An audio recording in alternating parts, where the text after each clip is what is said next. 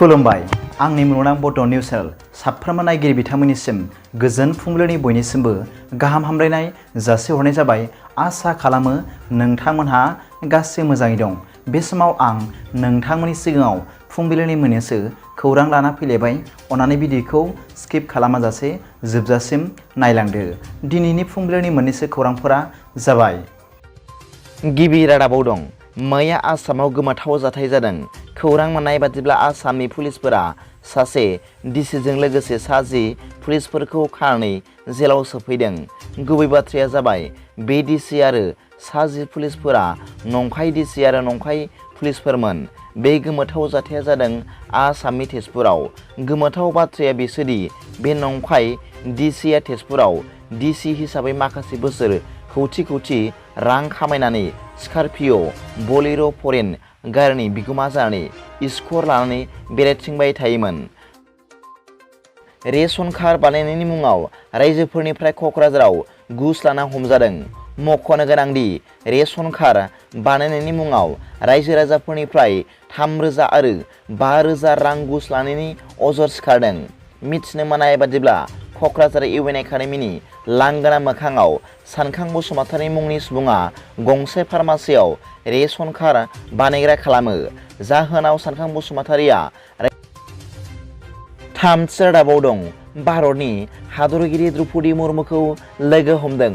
मख'नो गोनांदि बनसु अल बड' senior citizens forum, citizenship rights movement committee, अल राइटार्स एकाडेमि आरो इउनाइटेड ट्राइबेल अर्गानाइजेशन अफ आसामनि जुथाइ थान्दै हान्जाया मैया भारतनि हादरगिरि द्रौपदी मुर्मुखौ लोगो हमनानै आसामाव लकसभा आरो बिधान सभा बियाब दाफामनाय आलादा बड'लेण्ड रायजो बारग' एनडिबिफोरनि रिहेबिलिटेसन आयदाफोरनि सायाव 45 मिनिट सम सावरायदों होनना खौरां मोननाय जादों। ब्रैथि रादाबाव दं।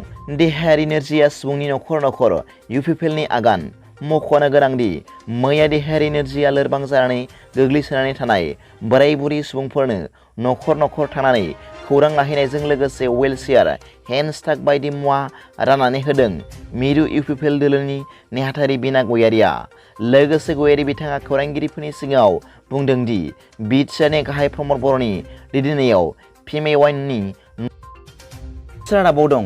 डेलिमिटेसननि सायाव बिपिएफ दोलोनि आफादगिरि हाग्रामा महिलारिया खौरांगिरि मेलनि गेजेरजों गोख्रों रावजों फोरमायदों दि इउपिपिएल दोलोआ एटम गावनानै बरायनाय आरो रंजानाय बेदर फिसा जाथों लोंदों माने उदालगुरि लकसभा समस्ति दाफुंनायनि सायाव गोसो गैया।